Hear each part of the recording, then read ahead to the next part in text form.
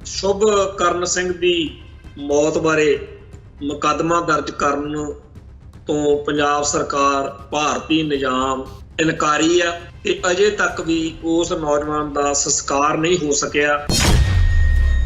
दूजा नौजवान प्रितपाल सिंह जिहड़ा बेरहमी नाल बेकिरकी नाल बुरी तरह कुटमार किया होया उहदे बारे भी मुकदमा दर्ज करन तो सिस्टम इनकारी।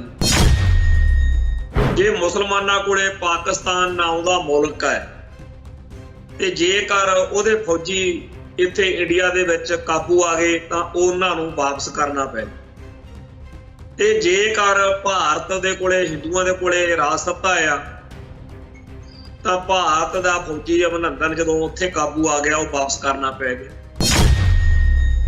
अपने कोले राज सत्ता है नहीं, सिखां कोले ना मुल्क आ खालिस्तान अपना ते अपने सिखां दे उत्ते अगले चक के लेके जाते आ, रज के जुल्म करते आ, कतल कर दिंदे आ, कोई सुनवाई नहीं। सानू पिछले 100-150 साल तो गांधी वर्दी शांतमई लोकतंत्री एक इहो जही खेड जी विच उलझा लिया जिहदे विच जुत्तियां खाण नूं, बेइज्जती कराउण नूं, छत्तर खाण नूं ही बड़ी वड्डी कुर्बानी बना के पेश किया जाण लग पिया।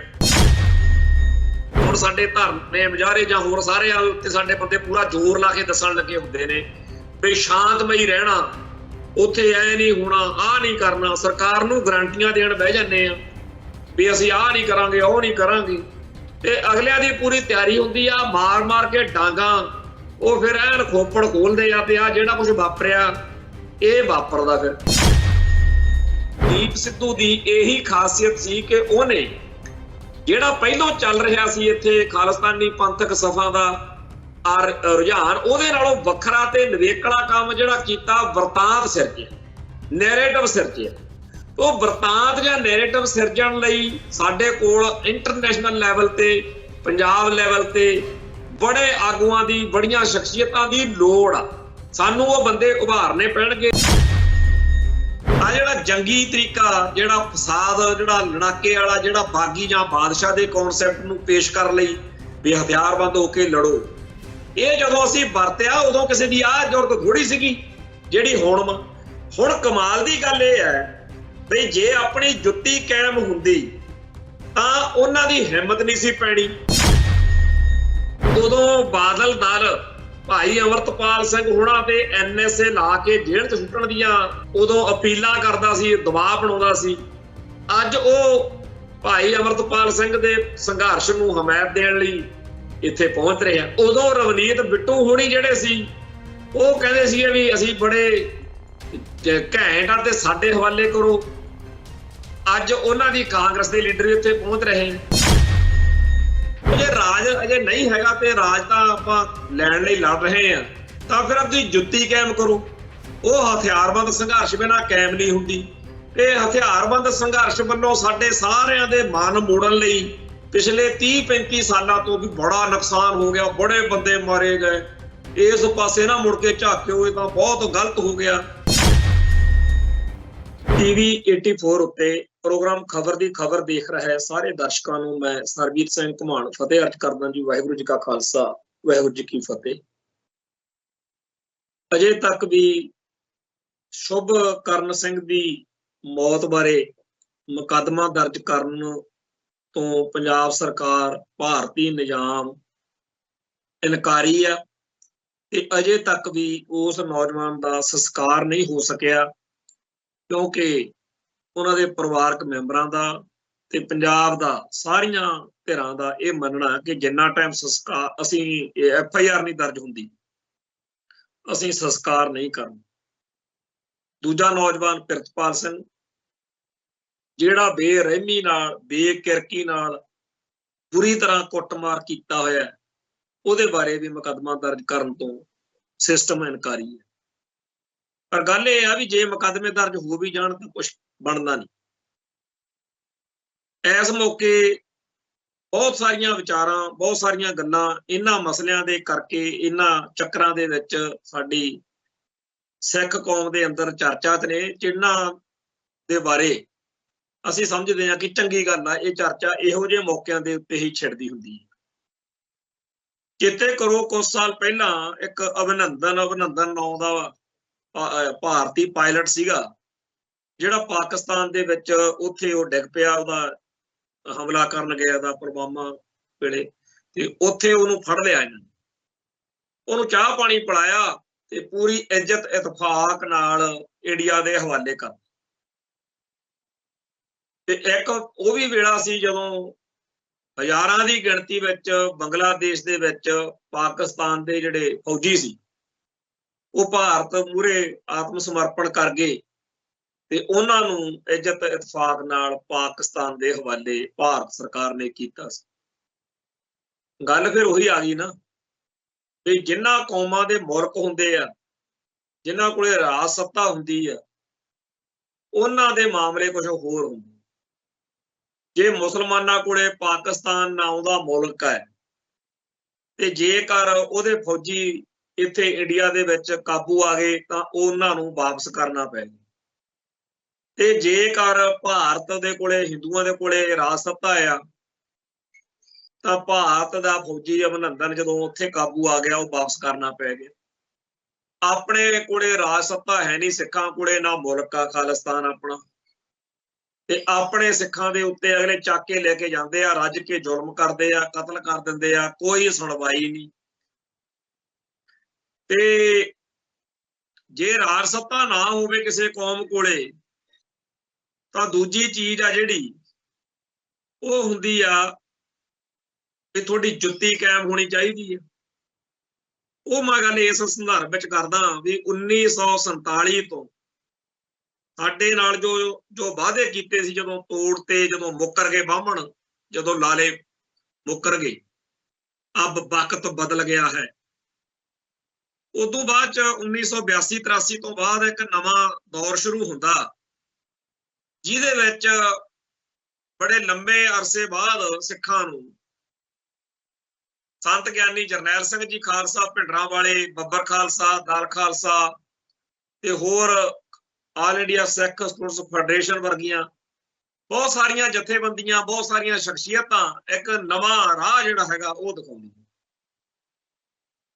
ਉਹਦੇ ਵਿੱਚ ਬੜਾ ਕੁਝ ਸ਼ਾਮਲ ਹੋ ਕੇ ਉਹ ਚੀਜ਼ ਨੂੰ ਸਿਰਜਿਆ ਸੀਗਾ, ਪਰ ਮੁੱਖ ਤੌਰ ਦੇ ਉੱਤੇ ਬਾਬਾ ਜਰਨੈਲ ਸਿੰਘ ਦੀ ਚਰਚਾ ਜਿਹੜੀ ਆ ਉਹ ਇਤਿਹਾਸਕ ਕਾਰਨਾਂ ਕਰਕੇ ਹੋਣੀ ਸੁਭਾਵਿਕ ਹੈ। ਤੇ ਜਿਹੜੀ ਭਾਜੀ ਗਜਿੰਦਰ ਸਿੰਘ ਨੇ ਕਵਿਤਾ ਲਿਖੀ ਉਹ ਵੀ, ਉਹਦੇ ਵਿੱਚ ਵੀ ਬਾਬਾ ਜਰਨੈਲ ਸਿੰਘ ਦਾ ਹੀ ਇੱਕ ਤਰੀਕੇ ਨਾਲ ਮੁੱਖ ਉਹਨਾਂ ਨੇ ਜ਼ੋਰ ਲਿਖਿਆ ਕਿ ਫੇਰ ਇੱਕ ਉੱਠਿਆ ਸੂਰਮਾ ਜਰਨੈਲਾਂ ਦਾ ਜਰਨੈਲ, ਉਹਦੇ ਸਿੱਧੇ ਪੱਧਰੇ ਬੋਲਾਂ ਨੇ ਲਾਹ ਸੁੱਟੀ ਚਿਰਾਂ ਦੀ ਮੈਲ, ਮੈਲ ਜਿਸ ਮੈਲਾ ਕੀਤਾ ਸੀ ਸਿੱਖ ਸੰਘਰਸ਼ ਦਾ ਰਾਹ, ਕਲਗੀਧਰ ਦੇ ਪੁੱਤਾਂ ਨੂੰ ਦਿੱਤਾ ਸੀ ਗਾਂਧੀ ਦੇ ਪੁੱਤ ਬਣਾ, ਉਸ ਅਣਖੀ ਜਰਨੈਲ ਨੇ ਲਿਆ ਕਰਾਇਓ ਮੋੜ, ਵਿਰਸੇ ਨਾਲੋਂ ਟੁੱਟਿਆਂ ਨੂੰ ਦਿੱਤਾ ਮੁੜ ਵਿਰਸੇ ਨਾਲ ਜੋੜ। ਜਿਹੜਾ ਸਾਡਾ ਸੁਭਾਅ ਜਾਂ ਸਾਡਾ ਸੱਭਿਆਚਾਰ ਆ ਸਿੱਖਾਂ ਦਾ, ਉਹ ਹੈਗਾ ਵਾ ਬਈ ਜਿਉਣਾ ਅਣਖ ਨਾਲ ਤੇ ਮਰਨਾ ਧਰਮ ਲਈ। ਉਹ ਤਾਂ ਹੈਗਾ ਵਾ ਇਤ ਮਾਰਗ ਪੈਰ ਧਰੀਜੈ ਸਿਰ ਦੀਜੈ ਕਾਣ ਨਾ ਕੀਜੈ। ਉਹ ਤਾਂ ਹੈਗਾ ਚੜ੍ਹਦੀ ਕਲਾ ਦੇ ਨਾਲ, ਅਣਖ ਨਾਲ, ਸਰਬੱਤ ਦਾ ਭਲਾ ਮੰਗਣ ਵਾਲਾ। ਪਰ ਸਾਨੂੰ ਪਿਛਲੇ 100-150 ਸਾਲ ਤੋਂ ਗਾਂਧੀਵਾਦੀ ਸ਼ਾਂਤਮਈ ਲੋਕਤੰਤਰੀ ਇੱਕ ਇਹੋ ਜਿਹੀ ਖੇਡ ਜੀ ਵਿੱਚ ਉਲਝਾ ਲਿਆ ਜਿਹਦੇ ਵਿੱਚ ਜੁੱਤੀਆਂ ਖਾਣ ਨੂੰ, ਬੇਇੱਜ਼ਤੀ ਕਰਾਉਣ ਨੂੰ, ਛੱਤਰ ਖਾਣ ਨੂੰ ਹੀ ਬੜੀ ਵੱਡੀ ਕੁਰਬਾਨੀ ਬਣਾ ਕੇ ਪੇਸ਼ ਕੀਤਾ ਜਾਣ ਲੱਗ ਪਿਆ।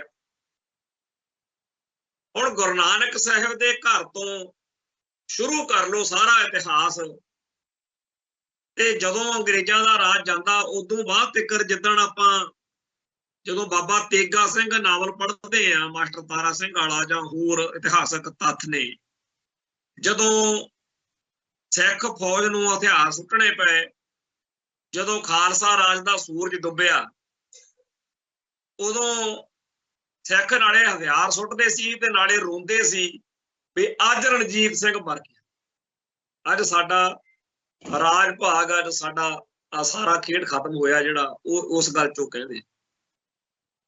ਉਸ ਤੋਂ ਬਾਅਦ ਵਿੱਚ ਵੀ ਸਿੱਖਾਂ ਦੇ ਵਿੱਚ ਲੜਨ ਮਰਨ ਦਾ ਮਾਦਾ, ਕੌਮ ਲਈ, ਮਨੁੱਖਤਾ ਲਈ ਅੜਨ ਦਾ ਮਾਦਾ ਤਾਂ ਕਦੇ ਨਹੀਂ ਮੁੱਕਿਆ।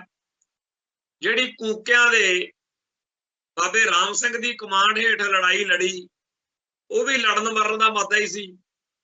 ਜਿਹੜਾ ਗਦਰੀਆਂ ਨੇ ਸ਼ੁਰੂ ਕੀਤਾ ਕੰਮ, ਬੱਬਰ ਅਕਾਲੀ ਲਹਿਰ, ਗੁਰਦੁਆਰਾ ਸੁਧਾਰ ਲਹਿਰ, ਇਹ ਸਾਰੀਆਂ ਚੀਜ਼ਾਂ, ਸਿੰਘ ਸਭਾ ਲਹਿਰ, ਇਹ ਸਾਰਾ ਕੁਝ ਹੈ ਤਾਂ ਇਹੀ ਸੀ ਨਾ ਕਿ ਅਸੀਂ ਆਪਦੇ ਧਰਮ ਲਈ, ਆਪਦੇ ਸਿਧਾਂਤ ਲਈ ਅੜੀਏ, ਖੜੀਏ, ਲੜੀਏ, ਮਰੀਏ।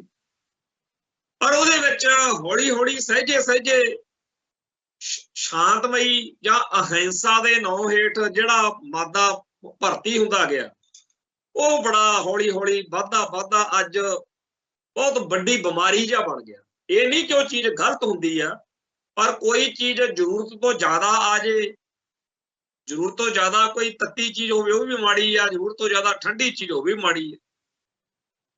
ਖਾਲਸਾ ਪੰਥ ਤਾਂ ਇੱਕ ਸਮੁੰਦਰ ਆ, ਇਹਦੇ ਵਿੱਚ ਜੇਕਰ ਹਜ਼ਾਰਾਂ ਮਣ ਬਰਫ਼ ਲਿਆ ਕੇ ਸੁੱਟ ਦੋ ਤਾਂ ਇਹਨੇ ਠੰਡਾ ਨਹੀਂ ਹੋ ਜਾਣਾ, ਤੇ ਜੇ ਹਜ਼ਾਰਾਂ ਮਣ ਤੱਤਾ ਪਾਣੀ ਲਿਆ ਕੇ ਪਾ ਦੋ, ਇਹ ਸਮੁੰਦਰ ਨੇ ਤੱਤਾ ਨਹੀਂ ਹੋ ਜਾਣਾ। ਪਰ ਜਿਹੜੀ ਕੋਈ ਧਿਰ ਜਾਂ ਧਾਰਾ ਜ਼ਿਆਦਾ ਜ਼ੋਰ ਫੜਦੀ ਦਿਖੇ, ਉਹਦੇ ਉੱਤੇ ਚਰਚਾ ਕਰਨੀ ਜ਼ਰੂਰ ਬਣਦੀ। ਸੋ ਸਾਨੂੰ ਇਹ ਮੰਨ ਲੈਣਾ ਚਾਹੀਦਾ ਕਿ ਪਿਛਲੇ 100-150 ਸਾਲ ਤੋਂ ਸ਼ਾਂਤਮਈ ਜਾਂ ਲੋਕਤੰਤਰੀ ਗਾਂਧੀਵਾਦੀ ਸੋਚ ਨੇ, ਉਸ ਤੋਂ ਬਾਅਦ ਕਾਮਰੇਡਾਂ ਨੇ ਰਹਿੰਦੀ ਖੂੰਹਦੀ ਕਸਰ ਪੂਰੀ ਕਰਤੀ, ਜਿਹੜੀਆਂ ਕਿਸਾਨ ਯੂਨੀਅਨਾਂ ਆਈਆਂ ਨੇਗੀਆਂ ਪਿਛਲੇ 30-35 ਸਾਲਾਂ ਤੋਂ।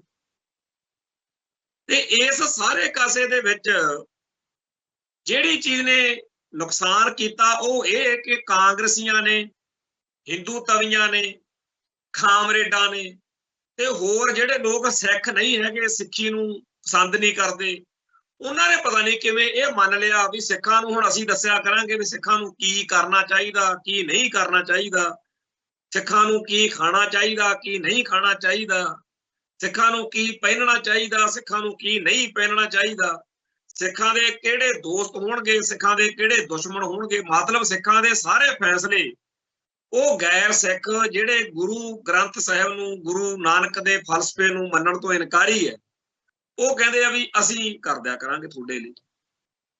ਉੱਪਰੋਂ ਮੱਤਾਂ ਦੇਣ ਵੇਲੇ ਉਹ ਜਿਸ ਤਰੀਕੇ ਨਾਲ ਬੇਇੱਜ਼ਤੀ ਜੀ ਕਰਦੇ ਆ ਵੀ ਤੁਹਾਨੂੰ ਪਤਾ ਹੀ ਨਹੀਂ ਹੈਗਾ ਸਿੱਖੋ, ਤੁਸੀਂ ਐਵੇਂ ਹੀ ਤੁਰੇ ਫਿਰਦੇ ਹੋ, ਬਸ ਸਾਨੂੰ ਬਹੁਤ ਪਤਾ, ਸਾਨੂੰ ਬੜੀ ਅਕਲ। ਔਰ ਇਹਦੀ ਕਰਕੇ ਫਿਰ ਪਵਾੜੇ ਵੀ ਪੈਂਦੇ ਆ। ਇਹਨਾਂ ਨੂੰ ਉਹ ਸਿੱਖ ਤਾਂ ਬਹੁਤ ਵਧੀਆ ਲੱਗਦੇ ਆ ਜਿਹੜੇ ਕਹਿੰਦੇ ਆ ਸੱਤ ਬਚਨ ਜੀ, ਵਾਕਿਆ ਸਾਨੂੰ ਪਤਾ ਨਹੀਂ, ਸ਼ੁਕਰ ਆ ਤੁਸੀਂ ਸਾਨੂੰ ਦੱਸਿਆ। ਤੇ ਇਹੋ ਜਿਹੇ ਲੋਕ ਆ ਕੇ ਫਿਰ ਬੜੀਆਂ ਫੜਫੂਲੀਆਂ ਮਾਰਦੇ ਆ ਬਾਕੀ ਸਿੱਖਾਂ ਕੋਲੇ ਵੀ ਇੱਕ ਹਿੰਦੂ ਆ ਉਹਨੂੰ ਸਿੱਖੀ ਦੀ ਬੜੀ ਸਮਝ ਹੈ, ਇੱਕ ਕਾਮਰੇਡ ਆ ਉਹਨੂੰ ਬੜੀ ਸਮਝ ਹੈ, ਤੇ ਜਿਹੜਾ ਪੰਥਕ ਸੋਚ ਵਾਲਾ ਉਹਨੂੰ ਫਿਰ ਖੈਰ ਚੜ੍ਹਦੀ ਆ। ਸਭ ਤੋਂ ਭੈੜੀ ਗੱਲ ਉਦੋਂ ਲੱਗਦੀ ਆ ਜਦੋਂ ਕਾਮਰੇਡ ਕੋਈ ਨਾਸਤਕ ਬੀੜੀ ਪੀਣਾ ਮੂੰਹ ਸਿਰ ਮੁੰਨਿਆ ਘਸਾ ਜਿਹਾ ਉੱਠ ਕੇ ਕਹਿੰਦਾ ਵੀ ਗੁਰੂ ਨਾਨਕ ਸਾਹਿਬ ਪਹਿਲੇ ਕਾਮਰੇਡ ਹੋਏ। ਹੁਣ ਇੱਕ ਪਾਸੇ ਤਾਂ ਸਾਨੂੰ ਜਿਨ੍ਹਾਂ ਕਾਮਰੇਡਾਂ ਨਾਲ ਵਾਹ ਪਿਆ ਉਹ ਕਹਿੰਦੇ ਆ ਜੀ ਵੀ ਨਾਸਤਕ ਹੋਣਾ, ਰੱਬ ਦੀ ਹੋਂਦ ਨੂੰ ਨਾ ਮੰਨਣਾ, ਚਲੋ ਇੱਥੇ ਤੱਕ ਵੀ ਗੱਲ ਕੋਈ। ਪਰ ਜਦੋਂ ਕਹਿੰਦੇ ਰੱਬ ਨੂੰ ਮੰਨਣ ਵਾਲਿਆਂ ਦੀ ਮਤਲਬ ਬੇਇੱਜ਼ਤੀ ਕਰਨਾ, ਉਹਨਾਂ ਨੂੰ ਜਲੀਲ ਕਰਨਾ, ਰੱਬ ਨੂੰ ਭੈੜਾ ਬੋਲ ਕੇ ਲੋਕਾਂ ਦੇ ਜਜ਼ਬਾਤਾਂ ਦੀ ਹੇਠੀ ਕਰਨਾ, ਜਿਹੜੇ ਇੱਥੋਂ ਤੱਕ ਗਏ ਹੋਏ ਬੰਦੇ ਉਹ ਜਦੋਂ ਸਾਡੇ ਧਰਮ ਦੇ ਬਾਰੇ ਫੈਸਲੇ ਲੈਣ ਦੀ ਜਿੱਦ ਕਰਦੇ ਆ ਉਦੋਂ ਫਿਰ ਪੰਗਾ ਤਾਂ ਪੈਣਾ ਹੀ ਹੋਇਆ। ਤੇ ਇਹੋ ਜਿਹੇ ਲੋਕ ਜਿਹੜੇ ਗੈਰ ਸਿੱਖ ਜਦੋਂ ਸਾਨੂੰ ਮਤਾਂ ਦਿੰਦੇ ਆ ਤੇ ਆਪਦੇ ਹਿਸਾਬ ਨਾਲ, ਕਾਮਰੇਡ ਤਾਂ ਸਿੱਖੀ ਦੀ ਵਿਆਖਿਆ ਆਪਦੇ ਹਿਸਾਬ ਨਾਲ ਕਰੀ ਫਿਰਦੇ ਆ, ਹਿੰਦੂ ਤਵੀਏ ਆਪਦੇ ਹਿਸਾਬ ਨਾਲ ਕਰੀ ਜਾਂਦੇ, ਹੋਰ ਬੜੇ ਨੇ ਕਿ ਗੁਲਾਮੀ ਦੀ ਅਵਸਥਾ, ਤੇ ਹਰੇਕ ਹੀ ਆਪਦਾ ਝੰਡਾ ਕੱਢ ਕੇ ਕਹਿੰਦਾ ਵੀ ਸਿੱਖੀ ਤਾਂ ਕਾਮਰੇਡਾਂ ਦਾ ਧਰਮ ਆ, ਕੋਈ ਕਹਿੰਦਾ ਜੇ ਤਾਂ ਹਿੰਦੂਆਂ ਦਾ ਇੱਕ ਹਿੱਸਾ। ਜਿਹੜੇ ਇਹਦਾ ਵਿਰੋਧ ਕਰਦੇ ਨੇ ਉਹ ਫਿਰ ਇਹਨਾਂ ਨੂੰ ਭੈੜੇ ਲੱਗਦੇ ਆ।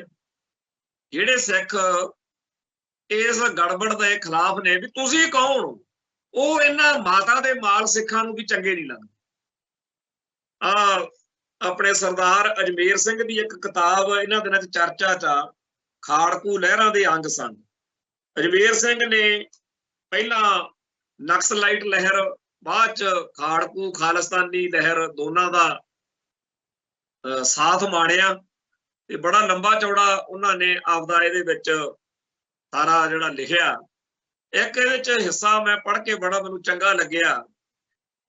1984 ਦੇ ਦਰਬਾਰ ਸਾਹਿਬ ਦੇ ਹਮਲੇ ਤੋਂ ਬਾਅਦ ਕਿਤੇ ਜੁੜਦੇ ਆ ਇੰਟੈਲੈਕਚੁਅਲ ਜਾਂ ਬੁੱਧੀਜੀਵੀ ਲੋਕ ਉੱਥੇ ਬਾਅਦ ਵਿੱਚ ਉਸ ਸਾਰੇ ਪ੍ਰੋਗਰਾਮ ਤੋਂ ਇਹ ਫੈਸਲਾ ਹੋ ਜਾਂਦਾ ਵੀ ਚਲੋ ਜਿਹੜੇ ਆਪਾਂ ਪੰਜਾਬੀ ਜਾਂ ਸਿੱਖ ਲੋਕ ਆ, ਆਪਾਂ ਆਪਸ ਵਿੱਚ ਇੱਕ ਮਸ਼ਵਰਾ ਕਰੀਏ, ਕੋਈ ਸਲਾਹ ਕਰੀਏ। ਉਹ ਜਦੋਂ ਬੈਠਦੇ ਆ ਤੇ ਆਸ ਕੀਤੀ ਜਾਂਦੀ ਆ ਕਿ ਲੰਮੀ ਮੀਟਿੰਗ ਚੱਲੂਗੀ, ਪਰ ਉੱਥੇ ਮਧੂ ਕਿਸ਼ਵਰ ਤੇ ਅਜਮੇਰ ਸਿੰਘ ਬਲਰਾਜਪੁਰੀ ਇੱਕ ਲਿਖਦਾ ਹੁੰਦਾ ਸੀ, ਤੁਸੀਂ ਪੜ੍ਹਿਆ ਹੋਣਾ ਜਿਨ੍ਹਾਂ ਨੇ ਪੁਰਾਣੇ ਅਖਬਾਰ ਮੈਗਜ਼ੀਨ ਪੜ੍ਹੇ ਆ, ਕਾਲਮਨਵੀਰ ਸੀਗਾ, ਤੇ ਪ੍ਰੋਫੈਸਰ ਜਗਮੋਹਨ ਸਿੰਘ ਟੋਨੀ ਜਿਹੜੇ ਬਾਅਦ ਚ ਸ਼੍ਰੋਮਣੀ ਅਕਾਲੀ ਦਲ ਅੰਮ੍ਰਿਤਸਰ ਜਾਣੀ ਕਿ ਮਾਨ ਦਲ ਦੇ ਕਰਤਾ ਧਰਤਾ ਮੋਢੀ ਅਫਸਰ, ਮੋਢੀਆਂ ਦੇ ਵਿੱਚੋਂ ਸਿਆਣੇ ਦਾਨਸ਼ਵਰ ਲੋਕ ਸੀਗੇ। ਬੜਾ ਚੰਗਾ ਉਹਨਾਂ ਦਾ ਜੀਵਨ ਰਿਹਾ। ਉਹਨਾਂ ਤੇ ਇੰਦਰਾ ਮਰਡਰ ਕੇਸ ਜਿਹੜੀ ਸਾਜ਼ਿਸ਼ ਸੀਗੀ 1999 ਦੇ ਵਿੱਚ, ਉਹਦੇ ਵਿੱਚ ਵੀ ਇਹਨਾਂ ਨੂੰ ਫਸਾ ਲਿਆ ਸੀ। ਤੇ ਪ੍ਰੋਫੈਸਰ ਦਲੀਪ ਸਿੰਘ, ਇਹ 4-5 ਜਾਣਿਆਂ ਦੀ ਉੱਥੇ ਇੱਕ ਜਦੋਂ ਮੀਟਿੰਗ ਹੋਣ ਲੱਗੀ, ਉਹਦੇ ਵਿੱਚ ਬਲਰਾਜਪੁਰੀ ਨੇ ਹਾਰ ਆਗ ਅਲਾਪਣਾ ਸ਼ੁਰੂ ਕਰਤਾ ਵੀ ਦੇਖੋ ਜੀ, ਗੁਰੂ ਸਾਹਿਬ ਨੇ ਤਾਂ ਪ੍ਰੇਮ ਦਾ, ਪਿਆਰ ਦਾ ਪਾਠ ਪੜਾਇਆ, ਹਿੰਸਾ ਦੀ ਤਾਂ ਗੱਲ ਹੀ ਨਹੀਂ ਕੋਈ ਨਾ ਸਿੱਖ ਧਰਮ ਚ। ਇਹ ਗੱਲ ਜੀ ਅੱਗੇ ਕਰਨ ਲੱਗਾ ਜਦ ਨੂੰ ਪ੍ਰੋਫੈਸਰ ਜਗਮੋਹਨ ਸਿੰਘ ਇਸ ਗੱਲੋਂ ਤੱਤੇ ਹੋ ਗਏ ਤੇ ਉਹਨੂੰ ਕਹਿੰਦੇ ਵੀ ਸਾਨੂੰ ਐਸੇ ਗੱਲ ਤੋਂ ਹੀ ਚੈੜਵਾ ਜਦੋਂ ਸਿੱਖੀ ਦੀ ਵਿਆਖਿਆ ਤੁਸੀਂ ਹਿੰਦੂ ਸਾਨੂੰ ਕਰਕੇ ਦਿਖਾਉਣ ਲੱਗ ਜਾਂਦੇ ਹੋ ਵੀ ਸਿੱਖਾਂ ਨੂੰ ਅਕਲ ਨਹੀਂ।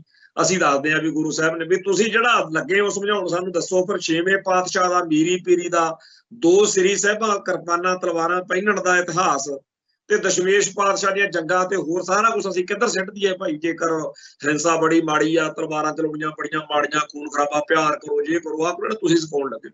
ਉਹ ਜਦੋਂ ਮੈਂ ਹਿੱਸਾ ਪੜ੍ਹਦਾ ਸੀਗਾ ਉਦੋਂ ਮੈਨੂੰ ਮਨ ਦੇ ਵਿੱਚ ਇਹ ਖਿਆਲ ਸੁਭਾਵਿਕ ਤੌਰ ਤੇ ਚੱਲਿਆ ਕਿ ਇਹ ਬਿਮਾਰੀ ਆ ਜਿਹੜੀ, ਇਹ ਸਾਡੇ ਭਾਈਚਾਰੇ 'ਚ ਵੀ ਹੁਣ ਬਹੁਤ ਵੱਡੇ ਪੱਧਰ ਤੇ ਆ। ਬੜੇ ਰਾਗੀ ਢਾਡੀ ਕਥਾਕਾਰ ਇਸੇ ਗੱਲ ਵਿੱਚ ਹੀ ਫੁਕਰੀਆਂ ਮਾਰ ਕੇ ਆਪਦੀ ਵਿਦਵਤਾ ਝਾੜਦੇ ਰਹਿੰਦੇ ਆ ਕਿ ਜੀ ਹਥਿਆਰਬੰਦ ਹੋਣਾ, ਕੌਮ ਲਈ ਖੂਨ ਖਰਾਬਾ ਕਰਨਾ ਜਾਂ ਲੜਨਾ ਮਰਨਾ, ਇਹ ਤਾਂ ਜੀ ਹੁਣ ਇਹ ਜਿਹੜਾ ਪਾਠ ਆ ਜਿਨ੍ਹਾਂ ਨੂੰ ਨਿੱਤ ਪੜ੍ਹਾਇਆ ਜਾਊਗਾ ਫਿਰ ਉਹ ਤਾਂ ਮਾਊ ਤੋਂ ਵੀ ਡਰਿਆ ਕਰਨਗੇ।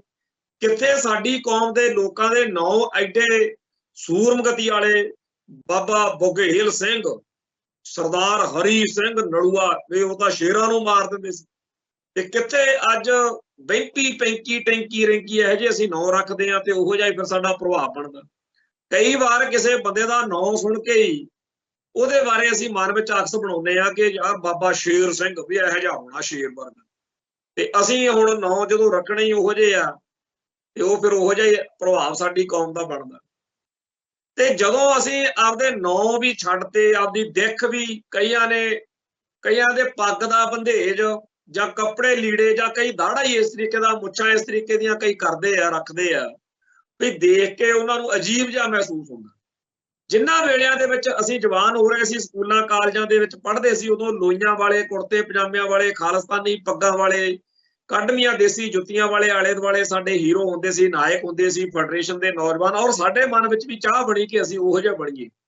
ਹੁਣ 50 ਸਾਲ ਤੋਂ ਉੱਪਰ ਉਮਰ ਹੋ ਗਈ, ਅੱਜ ਵੀ ਉਹੋ ਜਿਹਾ ਬਣਨ ਦਾ ਜਾਂ ਉਹੋ ਜਿਹਾ ਰਹਿਣ ਦਾ ਮਨ ਨੂੰ ਰਹਿੰਦਾ ਵੀ ਉਵੇਂ ਦੇ ਲੱਗੀ। ਤੇ ਜਿਹੜਾ ਮਾਹੌਲ ਆਲੇ ਦੁਆਲੇ ਸਾਨੂੰ ਇਸ ਮੁਲਕ ਵਿੱਚ, ਇਸ ਹਿੰਦੁਸਤਾਨੀ ਜਿਹੜੇ ਆਰਟ ਦੀ ਦੁਨੀਆ, ਫਿਲਮਾਂ, ਨਾਟਕਾਂ ਰਾਹੀਂ ਉਹ ਸਾਡੇ ਨੌਜਵਾਨਾਂ ਤੋਂ ਉਹ ਸਾਰਾ ਕੁਝ ਖੋਹ ਲੈਣਾ ਚਾਹੁੰਦੇ ਆ ਜਿਹੜਾ ਸਾਡਾ, ਕਹਿੰਦੇ ਜੀ ਤਾਂ ਪੁਰਾਤਨ ਪੰਥੀ ਚੀਜ਼ ਆ ਜੀ, ਤਾਂ ਰਵਾਇਤੀ, ਇਹ ਤਾਂ ਕੱਟੜਵਾਦ ਆ ਜੀ। ਤੁਸੀਂ ਮਤਲਬ ਜੇ ਕੋਈ ਹਿੰਦੂ ਆਪਦੇ ਧਰਮ ਨੂੰ ਪਿਆਰ ਕਰਦਾ, ਜੇਕਰ ਹਿੰਦੂ ਜਨੇਊ ਪਾਉਂਦਾ ਜਾਂ ਹਿੰਦੂ ਆਪਦੀ ਮਰਿਆਦਾ ਜਾਂ, ਉਹ ਤਾਂ ਕਹਿੰਦੇ ਜੀ ਬਹੁਤ ਵਧੀਆ, ਪਰ ਜੇ ਸਿੱਖ ਬਾਣੀ ਪੜ੍ਹਦਾ, ਬਾਣੇ ਨਾਲ ਜੁੜਦਾ, ਉਹ ਕੱਟੜਵਾਦੀ ਹੈ। ਜੇ ਕੋਈ ਸਿੱਖ ਆਪਦੇ ਗੁਰੂ ਘਰ ਨੂੰ ਪਿਆਰ ਕਰਦਾ, ਆਪਦੇ ਧਰਮ ਨੂੰ ਪਿਆਰ ਕਰਦਾ ਜਾਂ ਧਰਮ ਲਈ ਸਿਰ ਦੇਣ ਦੀ ਤੇ ਸਿਰ ਲੈਣ ਦੀ ਫਿਤਰਤ ਕਰਦਾ, ਫਿਰ ਉਹ ਬੜਾ ਭੈੜਾ ਹੋਇਆ ਕਹਿੰਦੇ। ਪਰ ਜੇ ਕੋਈ ਹਿੰਦੂ ਇਹ ਕੰਮ ਕਰੇ ਫਿਰ ਬਹੁਤ ਵਧੀਆ। ਜਿਹੜਾ ਕਾਮਰੇਡ ਆਪਦੇ ਕਮਿਊਨਿਸਟ ਫਲਸਫੇ ਨੂੰ ਬਹੁਤ ਜ਼ਿਆਦਾ ਦਿਲੋਂ ਪ੍ਰਣਾਇਆ ਹੋਵੇ, ਉਹ ਤਾਂ ਕਹਿੰਦੇ ਬਹੁਤ ਕਮਾਲ ਦਾ ਬੰਦਾ। ਪਰ ਜਿਹੜਾ ਸਿੱਖ ਆਪਦੇ ਫਲਸਫੇ ਨੂੰ ਪ੍ਰਣਾਇਆ ਹੋਵੇ, ਕਹਿੰਦੇ ਤਾਂ ਬਹੁਤ ਭੈੜਾ ਬੰਦਾ, ਬੜਾ ਮਾੜਾ ਇਹ ਤਾਂ। ਹੁਣ ਇਸ ਤਰੀਕੇ ਦੇ ਲੋਕ ਜਦੋਂ ਸਾਡੇ ਧਰਮ ਦੇ ਵਿੱਚ ਆ ਕੇ ਦਖਲਅੰਦਾਜ਼ੀ ਕਰਦੇ ਰਹੇ, ਹੌਲੀ ਹੌਲੀ ਸਾਡੀ ਲੀਡਰਸ਼ਿਪ, ਸਾਡੇ ਅਦਾਰਿਆਂ ਵਿੱਚ ਵੀ ਇਹਨਾਂ ਨੇ ਘੁਸਪੈਠ ਕਰ ਲਈ, ਤਾਂ ਇਹਦਾ ਅਸਰ ਕੀ ਹੋਇਆ ਕਿ ਅੱਜ ਸਾਡੇ ਅੰਦਰ ਇਹ ਚੀਜ਼ ਹੌਲੀ ਹੌਲੀ ਭਰ ਗਈ। ਤੇ ਹੁਣ ਸਾਡੇ ਧਰਮ ਦੇ ਮੁਜ਼ਾਹਰੇ ਜਾਂ ਹੋਰ ਸਾਰੇ ਉੱਤੇ ਸਾਡੇ ਬੰਦੇ ਪੂਰਾ ਜ਼ੋਰ ਲਾ ਕੇ ਦੱਸਣ ਲੱਗੇ ਹੁੰਦੇ ਨੇ ਵੀ ਸ਼ਾਂਤਮਈ ਰਹਿਣਾ, ਉੱਥੇ ਐ ਨਹੀਂ ਹੋਣਾ, ਆਹ ਨਹੀਂ ਕਰਨਾ। ਸਰਕਾਰ ਨੂੰ ਗਰੰਟੀਆਂ ਦੇਣ ਬਹਿ ਜਾਂਦੇ ਆ ਵੀ ਅਸੀਂ ਆਹ ਨਹੀਂ ਕਰਾਂਗੇ, ਉਹ ਨਹੀਂ ਕਰਾਂਗੇ, ਤੇ ਅਗਲਿਆਂ ਦੀ ਪੂਰੀ ਤਿਆਰੀ ਹੁੰਦੀ ਆ, ਮਾਰ ਮਾਰ ਕੇ ਡਾਂਗਾ ਉਹ ਫਿਰ ਐਨ ਖੋਪੜ ਖੋਲਦੇ ਆ ਤੇ ਆ ਜਿਹੜਾ ਕੁਝ ਵਾਪਰਿਆ ਇਹ ਵਾਪਰਦਾ ਫਿਰ। ਜਦੋਂ ਆਪਦੇ ਧਰਮ ਦੀ, ਆਪਦੀ ਰਵਾਇਤ ਨੂੰ, ਆਪਦੇ ਸਾਰੇ ਕਸ ਨੂੰ ਤਿਆਗ ਕੇ ਤੁਰਾਂਗੇ, ਫਿਰ ਆਹੀ ਕੁਝ ਹੋਣਾ। ਮੁਲਕ ਆਪਣੇ ਕੋਲ ਨਹੀਂ, ਕੌਮ ਜਿਹੜੀ ਆ ਉਹਦੀ ਜੁੱਤੀ ਕਾਇਮ ਨਹੀਂ। ਮੈਂ ਇਸ ਗੱਲ ਨੂੰ ਫੇਰ ਦੁਹਰਾਉਣਾ ਕਿ 1984 ਤੋਂ ਬਾਅਦ ਜਿਹੜਾ ਮਾਹੌਲ ਬਣਿਆ, ਉਦੋਂ ਫਿਰ ਦਿੱਲੀ ਤੱਕ ਠੁੱਕ ਬਣੀ ਹੋਈ ਸੀ। ਜਿਨ੍ਹਾਂ ਨੇ ਸਿੱਖੀ ਜਾਂ ਸਿੱਖਾਂ ਨਾਲ ਪੰਗੇ ਲਏ, ਉਹਨਾਂ ਸਾਰਿਆਂ ਦੇ ਹੋਸ਼ ਉੱਡੇ ਰਹਿੰਦੇ ਸੀ ਵੀ ਪਤਾ ਨਹੀਂ ਕਿੱਥੋਂ ਕਿਹਨੇ ਆ ਜਾਣਾ। ਜਦੋਂ ਭਾਈ ਦਿਲਾਵਰ ਸਿੰਘ ਵਾਲੇ ਹਿੱਸੇ ਨੂੰ ਦੇਖਦੇ ਆ, ਉਦੋਂ ਤਾਂ ਫਿਰ KPS ਗਿੱਲ ਵਰਗਿਆਂ ਦੇ ਵੀ ਜਿਹੜੇ ਸੀਗੇ ਬਾਥਰੂਮ ਨੇ ਤੇ ਚੈੱਕ ਹੁੰਦੇ ਸੀਗੇ। ਸੋ ਜਿਹੜੀ ਕੌਮ ਗੁਲਾਮ ਹੋਵੇ, ਜਾਂ ਤਾਂ ਉਹਦਾ ਇਹੋ ਜਿਹਾ ਜਲਵਾ, ਇਹੋ ਜਿਹਾ ਜਲੌ ਹੋਵੇ ਵੀ ਦੁਸ਼ਮਣ ਉਹਦੇ ਇੱਕ ਵੀ ਬੰਦੇ ਬਾਰੇ ਮਾੜਾ ਕਰਨ ਤੋਂ ਪਹਿਲਾਂ, ਮਾੜਾ ਸੋਚਣ ਤੋਂ ਪਹਿਲਾਂ 1000 ਵਾਰ ਪਹਿਲਾਂ ਇਸ ਗੱਲ ਦੇ ਨਤੀਜੇ ਦੇਖੇ ਵੀ ਉਹ ਕੀ ਕਰਨਗੇ। ਜਾਂ ਤਾਂ ਸਾਡਾ ਇਹੋ ਜਿਹਾ ਤਪ ਤੇਜ ਹੋਵੇ, ਤੇ ਜਾਂ ਸਾਡੇ ਕੋਲੇ ਆਪਦਾ ਰਾਜ ਭਾਗ ਹੋਵੇ। ਹੁਣ ਰਾਜ ਭਾਗ ਹੈ ਨਹੀਂ, ਤੇ ਰਾਜ ਭਾਗ ਲਈ ਲੜਨ ਵਾਲੀਆਂ ਧਿਰਾਂ ਨੂੰ, ਧੜਿਆਂ ਨੂੰ ਸਾਡੇ ਬੰਦੇ ਕਹਿੰਦੇ ਆ ਜੀ ਇਹ ਤਾਂ ਮਤਲਬ ਕਿ ਗਲਤ ਪੈ ਗਏ, ਤਾਂ ਪਾਕਿਸਤਾਨ ਨਾਲ, ਇਹ ਤਾਂ ਜੀ ਐ ਤੇ ਉਹ। ਜਦੋਂ ਕਿ ਇਸ ਮੌਕੇ ਆਲਮੀ ਪੱਧਰ ਦੇ ਉੱਤੇ ਨਿਊ ਵਰਲਡ ਆਰਡਰ ਦੇ ਹਿਸਾਬ ਨਾਲ ਸਾਰੀ ਦੁਨੀਆ ਦੇ ਨਕਸ਼ੇ ਜਿਹੜੇ ਆ, ਉਹਦੇ ਵਿੱਚ ਤਬਦੀਲੀ ਦਾ, ਪਰਿਵਰਤਨ ਦਾ ਇੱਕ ਬਹੁਤ ਵੱਡਾ ਇਸ ਵੇਲੇ ਰਾਮ ਰੌਲਾ ਪਿਆ ਹੋਇਆ ਵੀ ਆਉਣ ਵਾਲੇ ਉਸ ਸਾਲਾਂ ਦੇ ਵਿੱਚ ਹਰੇਕ ਮੁਲਕ ਵਿੱਚ, ਹਰੇਕ ਖਿੱਤੇ ਵਿੱਚ, ਹਰੇਕ ਮਹਾਦੀਪ ਦੇ ਵਿੱਚ ਆਲਮੀ ਪੱਧਰ ਦੇ ਉੱਤੇ ਗੜਬੜਾਂ ਹੋਣਗੀਆਂ। ਔਰ ਉਹਨਾਂ ਗੜਬੜਾਂ ਕਰਕੇ ਇਸ ਧਰਤੀ ਦਾ, ਇਹਨਾਂ ਮੁਲਕਾਂ ਦਾ ਨਕਸ਼ਾ ਬਦਲੇਗਾ। ਸੰਸਾਰ ਦਾ ਨਕਸ਼ਾ ਜਿਹੜਾ, ਉਹ ਜਿਵੇਂ ਪਹਿਲੀ ਸੰਸਾਰ ਜੰਗ, ਦੂਜੀ ਸੰਸਾਰ ਜੰਗ ਬਾਅਦ ਬਦਲਿਆ, ਵੀ ਇੱਕ ਵਾਰੀ ਫੇਰ ਬਦਲਣਾ। ਤੇ ਇਹ ਸਾਫ਼ ਗੱਲ ਆ ਵੀ ਨਵਾਂ ਨਕਸ਼ਾ ਜਦੋਂ ਬਣਦਾ, ਤੇ ਜਿਹੜੀਆਂ ਕੌਮਾਂ ਲੜਦੀਆਂ ਹੋਣ, ਜੇ ਉਹ ਜਾਗਦੀਆਂ ਹੋਣ, ਕਿਉਂਕਿ ਗੁਰਬਾਣੀ ਵੀ ਸਾਨੂੰ ਇਹ ਮੱਤ ਦਿੰਦੀ ਆ ਜੇ ਬਈ ਜਿਹੜੀ ਉਹਨੂੰ ਫਿਰ ਆਪਦੀ ਚੀਜ਼ ਸਾਬਤੀ ਮਿਲਦੀ ਆ। ਜਿਹੜਾ ਆਪਦਾ ਚੇਤਨ ਹੁੰਦਾ, ਜਿਹੜਾ ਜਾਗਦਾ ਹੁੰਦਾ, ਜਿਹੜਾ ਸੁੱਤਾ ਪਿਆ, ਆਮ ਆਪਾਂ ਪੰਜਾਬੀ 'ਚ ਕਹਿੰਦੇ ਆ, ਜਿਹੜਾ ਜਾਨਵਰ ਆ ਨਾ, ਡੰਗਰ ਮੱਝਾਂ, ਉਹਨਾਂ ਦੇ ਵਿੱਚ ਜਿਹੜੇ ਕੱਟੀਆਂ ਨੇ, ਕੱਟੀਆਂ ਉਹ ਜ਼ਿਆਦਾ ਵਧੀਆ ਮੰਨੀਆਂ ਜਾਂਦੀਆਂ ਨੇ, ਕਿਉਂਕਿ ਉਹਨਾਂ ਤੋਂ ਦੁੱਧ ਜਾਂ ਉਹਨਾਂ ਤੋਂ ਅੱਗੇ ਵਾਧਾ ਹੁੰਦਾ। ਕੱਟੇ ਜਿਹੜੇ ਨੇਗੇ ਉਹ ਉਹਨੇ ਜ਼ਿਆਦਾ ਵਧੀਆ ਨਹੀਂ ਮੰਨੇ ਜਾਂਦੇ, ਆਮ ਜਿਹੜਾ ਸਾਡਾ ਖਿਆਲ ਆ। ਤੇ ਸਾਡੇ ਪੇਂਡੂ ਭਾਈਚਾਰੇ ਵਿੱਚ ਕਿਹਾ ਜਾਂਦਾ ਵੀ ਜਾਗਦਿਆਂ ਦੀਆਂ ਕੱਟੀਆਂ ਤੇ ਸੁੱਤਿਆਂ ਦੇ ਕੱਟੇ। ਜਿਹੜੇ ਬੰਦੇ ਸੁੱਤੇ ਆ ਨਾ, ਉਹਨਾਂ ਦੇ ਅਗਲਾ ਉਹੀ ਵੀ ਕਹਿ ਸਕਦਾ ਹੈਗਾ ਭਾਈ ਤੇਰੇ ਵਾਲੀ ਮੱਝ ਨੇ ਜਿਹੜਾ ਕੱਟਾ ਦਿੱਤਾ। ਤੇ ਜਾਗਦੇ ਦੀ ਤਾਂ ਫਿਰ ਕੱਟੀ ਹੋਈ ਆ ਵੀ ਉਹਨੂੰ ਤਾਂ ਚੱਕ ਕੇ ਨਾਲ ਦੇ ਵੀ ਕੋਲੇ ਕਰ ਲੈਣੀ ਆ ਜੇ ਕੱਟੀ ਮਿਲੀ ਆ ਨਾਲ ਦੇ ਦੀ। ਤੋ ਜਿਹੜਾ ਇਸ ਮੌਕੇ ਸਾਡਾ ਫਰਜ਼ ਬਣਦਾ ਕੌਮ ਦਾ, ਉਹ ਹੈਗਾ ਕਿ ਆਪਦੀਆਂ ਰਵਾਇਤਾਂ ਨੂੰ ਚੇਤੇ ਰੱਖਦਿਆਂ ਹੋਇਆਂ ਆਪਾਂ ਪੰਜਾਬ ਦੀ ਧਰਤੀ ਉੱਤੇ ਸਮੁੱਚੇ ਸਿੱਖ ਜਗਤ ਨੂੰ ਇਹ ਜ਼ਿੰਮੇਵਾਰੀ ਬਣਦੀ ਆ ਕਿ ਅਨਰੈਸਟ ਆ ਜਿਹੜੀ, ਬੇਚੈਨੀ ਆ ਜਿਹੜੀ, ਜਿਹੜਾ ਇੱਥੇ ਉਤੇਜਨਾ, ਜਿਹੜੀ ਮਤਲਬ ਇੱਥੇ ਸਾਡੇ ਲੜਾਈ ਆ ਹੱਕ ਦੀ, ਉਹਨੂੰ ਤੇਜ਼ ਕਰੀ ਰੱਖੀਏ। ਸਾਰੀ ਦੁਨੀਆ ਦਾ ਧਿਆਨ ਖਿੱਚਿਆ ਜਾਂਦਾ ਰਵੇ, ਸਾਰੇ ਸੰਸਾਰ ਦੇ ਵਿੱਚ ਪਤਾ ਲੱਗਦਾ ਰਵੇ ਕਿ ਸਿੱਖ ਜਿਹੜੇ ਨੇ ਉਹ ਸੈਟੀਸਫਾਈਡ ਨਹੀਂ ਹੈਗੇ, ਉਹ ਪੰਜਾਬ ਦੇ ਵਿੱਚ ਆਪਦੀ ਹੋਂਦ ਹਸਤੀ ਨੂੰ ਖਤਰਾ ਮੰਨਦੇ ਆ, ਤੇ ਉਹਨਾਂ ਦੀ ਲੋੜ ਆ ਕਿ ਉਹ ਕਿਸੇ ਤਰ੍ਹਾਂ ਇਸ ਭਾਰਤ ਤੋਂ ਆਜ਼ਾਦ ਹੋ ਸਕਣ। ਚਲੋ ਅੱਡ-ਅੱਡ ਮੁਲਕਾਂ ਦੀ ਲੋੜ ਹੋ ਸਕਦੀ ਆ ਵੀ ਨਵੀਂ ਮੰਡੀ ਦੀ ਲੋੜ ਆ, ਨਵੀਂ ਮੰਡੀ ਜਿੱਥੇ ਲੋਕਾਂ ਲਈ ਚੀਜ਼ਾਂ, ਨਵੇਂ ਖਪਤ ਦੀ ਲੋੜ ਆ, ਕਈ ਹੋਰ ਕਾਰਨ ਹੁੰਦੇ ਆ ਜਦੋਂ ਕੋਈ ਕਿਸੇ ਚੀਜ਼ ਦੀ ਸਪੋਰਟ ਕਰਦਾ।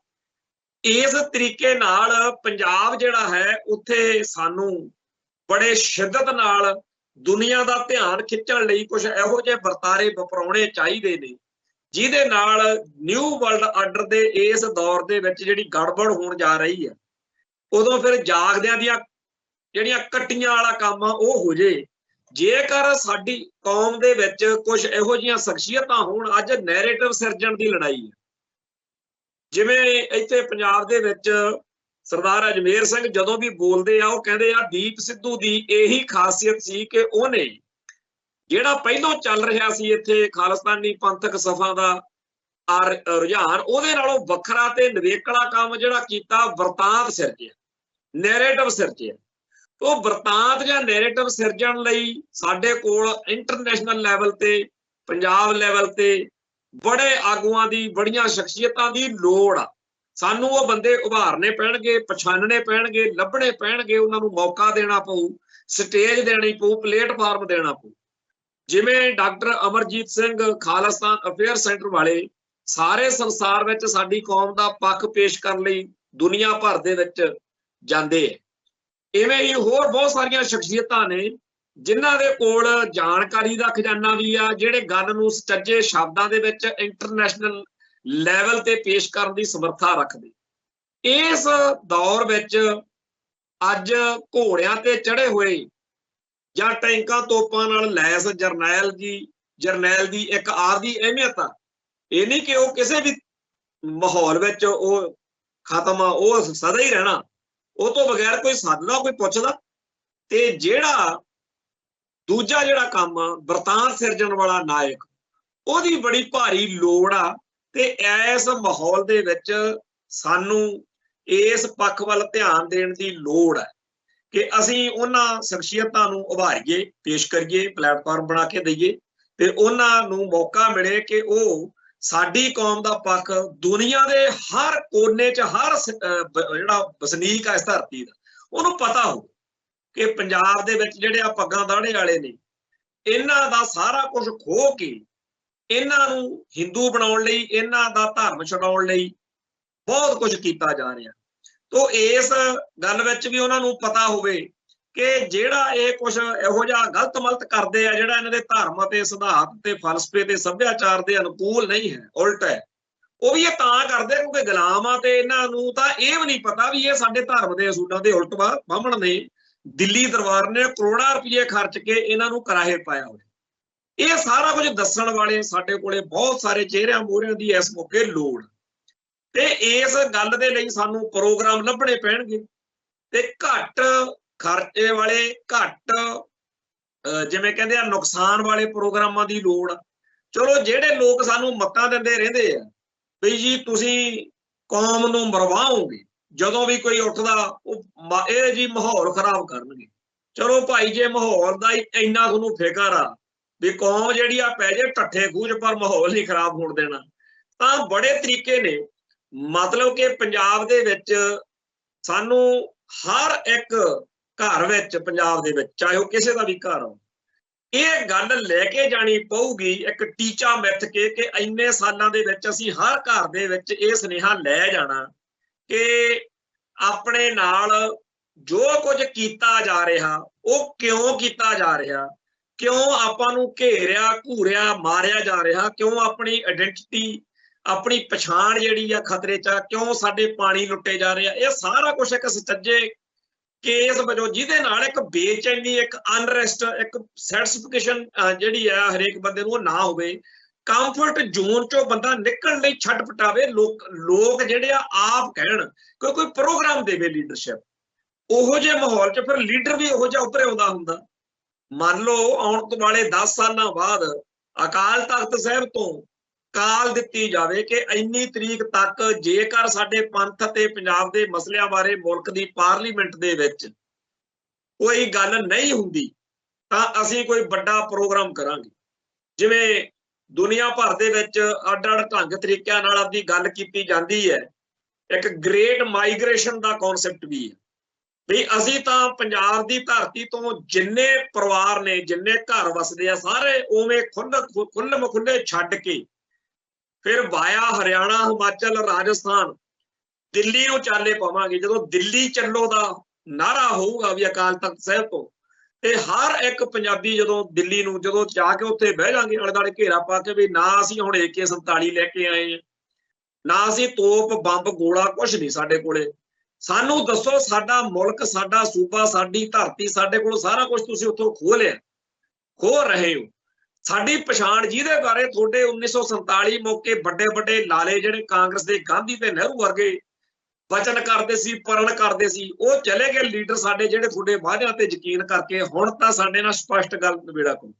ਇਹ ਨਹੀਂ ਕਿ ਮੈਂ ਕਹਾਂ ਵੀ ਇਦਾਂ ਹੀ ਹੋਣਾ ਚਾਹੀਦਾ, ਪਰ ਇਹਦਾ ਭਾਵ ਇਹ ਹੈ, ਇਹ ਗੱਲ ਕਹਿਣ ਦਾ ਇਹ ਹੈ ਕਿ ਆ ਜਿਹੜੇ ਸਾਡੇ ਕਿਸਾਨ ਸੰਘਰਸ਼ ਵਾਲੇ ਜਦੋਂ ਹੁਣ ਗਏ ਨੇ, ਆਪਾਂ ਨੂੰ ਸਭ ਨੂੰ ਪਤਾ ਨਾ ਉਹਨਾਂ ਕੋਲ ਕੋਈ ਟੈਂਕਾ, ਨਾ ਕੋਈ ਤੋਪ, ਨਾ ਗੋਲਾ, ਪਰ ਉਹ ਕਹਿੰਦੇ ਸੀ ਦਿੱਲੀ ਨਹੀਂ ਉੱਪੜਨ ਦੇਣਾ, ਅਸੀਂ ਤੁਹਾਨੂੰ ਪੰਜਾਬ ਚੋਂ ਨਿਕਲਣ ਨਹੀਂ ਦੇਣਾ। ਕੋਈ ਇਹਨਾਂ ਨੇ ਜਾ ਕੇ ਕੋਈ ਉੱਥੇ ਇਹ ਥੋੜੀ ਆ ਵੀ ਟਰੈਕਟਰਾਂ ਦੇ ਉੱਤੇ ਬੰਬ ਗੋਲੇ ਰੱਖੇ ਹੋਏ ਆ ਜਿਹੜੇ ਦਿੱਲੀ ਤੇ ਚਲਾ ਦੇਣਗੇ ਤੇ ਦਿੱਲੀ ਫਤਿਹ ਹੋ ਜੂਗੀ, ਜਾਂ ਪੁਰਾਣੇ ਜਿਵੇਂ ਰਾਜਾ ਮਹਾਰਾਜਾ। ਪਰ ਇਹਨਾਂ ਦਾ ਡਰ ਬੜਾ, ਕੀ ਡਰ ਵਾ ਕਿ ਜੇ ਇਹ ਲੋਕ ਸਭਾ ਚੋਣਾਂ ਤੋਂ ਪਹਿਲਾਂ ਪੰਜਾਬ ਦੇ ਲੋਕ ਉੱਥੇ ਪਹੁੰਚ ਗਏ, ਹਰਿਆਣੇ ਵਾਲੇ ਨਾਲ ਰਲ ਗਏ ਤੇ ਯੂਪੀ ਵਾਲੇ ਨਾਲ ਰਲ ਗਏ, ਤੇ ਜੇ ਦਿੱਲੀ ਨੂੰ ਚਾਰੇ ਪਾਸੋਂ ਘੇਰਾ ਪਾ ਕੇ ਬਹਿ ਗਏ ਸਾਰੇ ਭਾਰਤ ਦੇ ਵਿੱਚ, ਇਹਨਾਂ ਨੇ ਦਿੱਲੀ ਪਤਾ ਨਹੀਂ ਜਿੱਤਣੀ ਹੈ ਕਿ ਨਹੀਂ ਜਿੱਤਣੀ, ਇਹਨਾਂ ਨੇ ਦਿੱਲੀ ਨੇ ਫਤਿਹ ਕਰਨੀ, ਦਿੱਲੀ ਦਾ ਰਾਜ ਨਹੀਂ ਲੈਣਾ ਇਹਨਾਂ ਨੇ ਕੋਈ ਪੁਰਾਣੇ ਵੇਲਿਆਂ ਕੋ, ਜਿਵੇਂ ਬਾਬਾ ਬਘੇਲ ਸਿੰਘ ਫਤਿਹ ਕਰ ਗਿਆ ਸੀ। ਪਰ ਇਹ ਸਾਡੇ ਤਖਤੇ ਨੂੰ, ਸਾਡੀ ਸੱਤਾ ਨੂੰ ਸਾਡੇ ਤੋਂ ਖੋਹ ਸਕਦੇ ਆ, ਖੁਹਾ ਸਕਦੇ, ਇਹ ਉਹਨਾਂ ਨੂੰ ਜ਼ਰੂਰ ਪਤਾ। ਸੋ ਇਸੇ ਤਰੀਕੇ ਨਾਲ ਇਸ ਮੁਲਕ ਦੇ ਵਿੱਚ ਜਦੋਂ ਤੱਕ ਅਸੀਂ ਆਪਦੀ ਅਨਰੈਸਟ ਨੂੰ, ਆਪਦੀ ਅੰਦਰਲੀ ਬੇਚੈਨੀ ਨੂੰ, ਸਾਰੇ ਸੰਸਾਰ ਦਾ ਸੈਂਟਰ ਆਫ ਅਟਰੈਕਸ਼ਨ ਕੇ ਸਾਰੇ ਲੋਕ ਕਹਿਣਗੇ ਯਾਰ ਹੋਰ ਇਹ ਕੀ ਕਰਨ ਵਿਚਾਰੇ। ਹੁਣ ਤਰੀਕੇ ਤਾਂ ਦੋ ਹੀ ਨੇ ਨਾ, ਆ ਜਿਹੜਾ ਜੰਗੀ ਤਰੀਕਾ, ਜਿਹੜਾ ਫਸਾਦ, ਜਿਹੜਾ ਲੜਾਕੇ ਵਾਲਾ, ਜਿਹੜਾ ਬਾਗੀ ਜਾਂ ਬਾਦਸ਼ਾਹ ਦੇ ਕਨਸੈਪਟ ਨੂੰ ਪੇਸ਼ ਕਰਨ ਲਈ ਵੀ ਹਥਿਆਰਬੰਦ ਹੋ ਕੇ ਲੜੋ, ਇਹ ਜਦੋਂ ਅਸੀਂ ਵਰਤਿਆ ਉਦੋਂ ਕਿਸੇ ਦੀ ਆਹ ਜ਼ਰੂਰਤ ਥੋੜੀ ਸੀਗੀ ਜਿਹੜੀ ਹੁਣ। ਹੁਣ ਕਮਾਲ ਦੀ ਗੱਲ ਇਹ ਹੈ ਬਈ ਜੇ ਆਪਣੀ ਜੁੱਤੀ ਕਾਇਮ ਹੁੰਦੀ ਤਾਂ ਉਹਨਾਂ ਦੀ ਹਿੰਮਤ ਨਹੀਂ ਸੀ ਪੈਣੀ ਜਿਵੇਂ ਹੁਣ ਪਈ ਆ। ਤੇ ਜਿਹੜੀ ਅੱਜ ਆਹ ਚੱਲ ਰਿਹਾ ਵੀ ਫਲਾਣੇ ਥਾਂ ਤੇ ਇੱਕ ਬੱਲੋ, ਅੱਜ ਆ ਪੰਜਾਬੀ ਟ੍ਰਿਬਿਊਨ ਅਖਬਾਰ ਨੇ ਖਬਰ ਲਾਈ ਆ ਵੀ ਹੁਣ ਤਾਂ ਸਾਰੇ ਰਾਹ ਬੱਲੋ ਨੂੰ ਜਾਂਦੇ ਆ, ਮਤਲਬ ਵੀ ਜਿੰਨੇ ਪੰਜਾਬ ਦੇ ਸਿਆਸੀ ਭਲਵਾਨ ਨੇ, ਸਿਆਸੀ ਲੀਡਰ ਨੇ, ਉਹ ਬੱਲੋ ਪਿੰਡ ਨੂੰ, ਬੱਲੋ ਪਿੰਡ ਉਹ ਆ ਜਿੱਥੇ ਦਾ ਉਹ ਨੌਜਵਾਨ ਸੀ ਸ਼ੁਭਕਰਨ ਸਿੰਘ।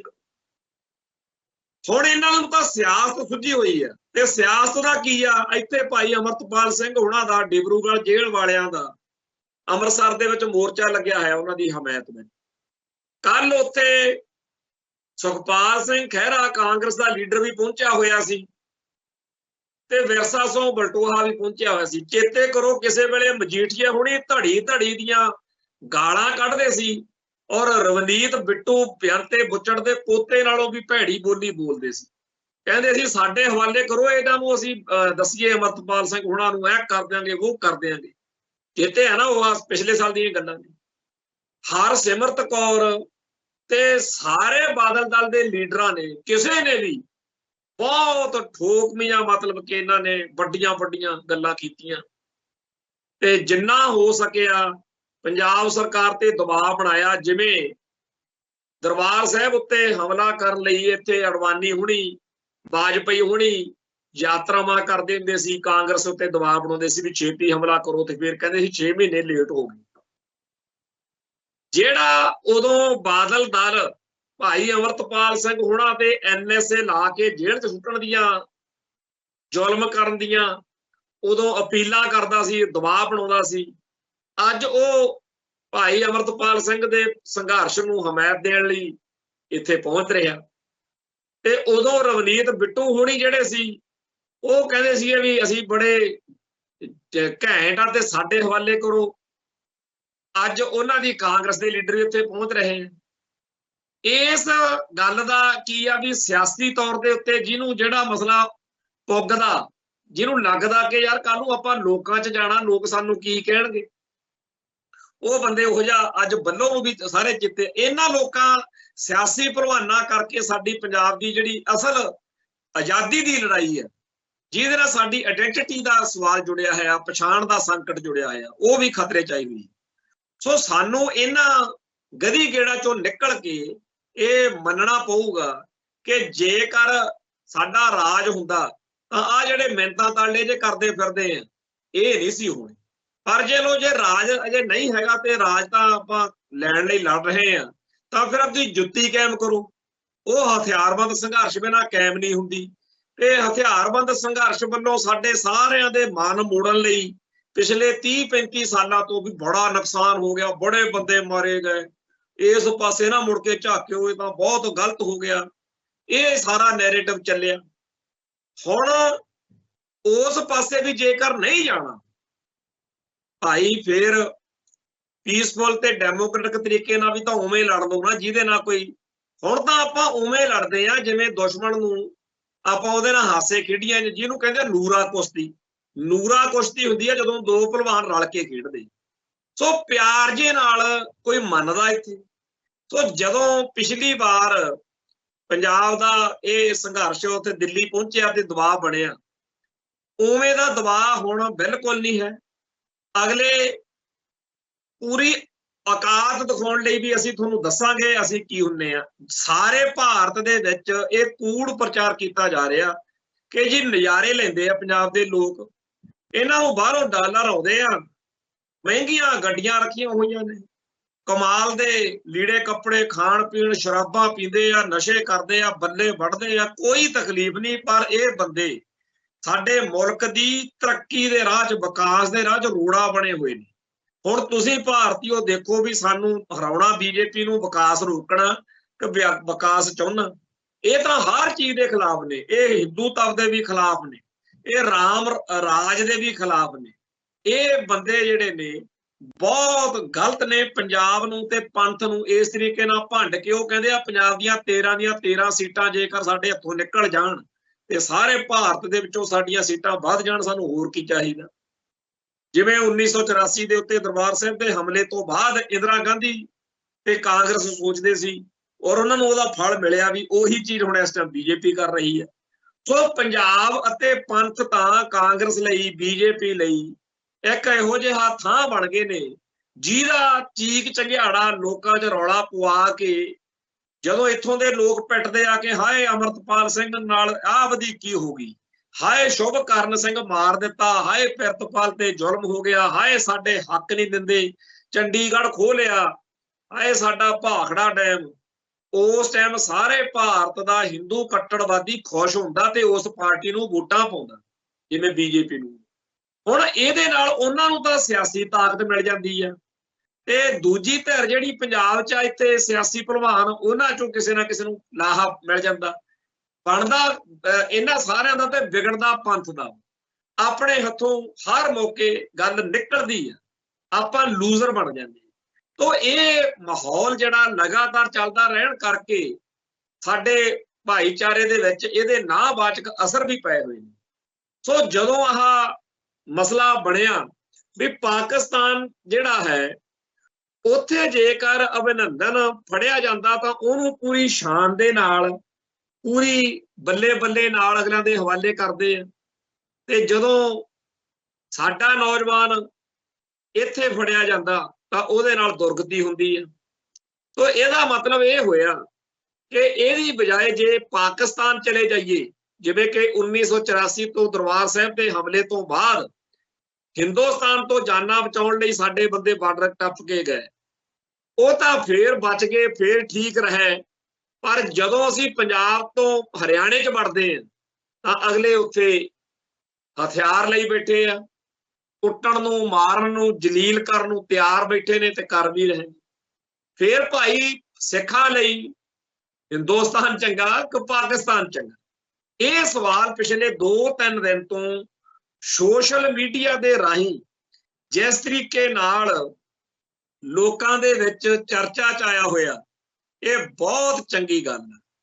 ਬਹੁਤ ਹੀ ਸੁਚੱਜਾ ਤੇ ਸਹੀ ਤੇ ਸਾਰਥਕ ਇਹ ਡਿਬੇਟ, ਡਿਸਕਸ਼ਨ ਹੋ ਰਹੀ ਆ, ਜਿਹਦੇ ਨਾਲ ਜਿਹੜੇ ਜਾਲੇ ਦਿਮਾਗ 'ਚ ਲੱਗੇ ਹੋਏ ਨੇ ਨਾ ਭਾਰਤ ਮਾਤਾ ਕੀ ਜੈ ਵਾਲੇ, ਉਹ ਲੈਂਦੇ ਆ ਕਿ ਇੱਕ ਪਾਸੇ ਤਾਂ ਪਾਕਿਸਤਾਨ ਜਿੱਥੇ ਸਾਡੇ ਨਨਕਾਣਾ ਸਾਹਿਬ ਤੇ ਹੋਰ ਗੁਰਧਾਮਾਂ ਦਾ ਉੱਥੇ ਖਿਆਲ ਰੱਖਿਆ ਜਾਂਦਾ, ਜੇਕਰ ਕਿਸੇ ਸਿੱਖ ਦੇ ਹਿੱਤਾਂ ਦੀ, ਸਿੱਖ ਨਜ਼ਰੀਏ ਤੋਂ ਉੱਥੇ ਨੁਕਸਾਨ ਹੋਵੇ ਤੇ ਉੱਥੇ ਉਹਦਾ ਹੱਲ ਹੋਣ ਦੇ ਅਸਾਰ ਹੁੰਦੇ।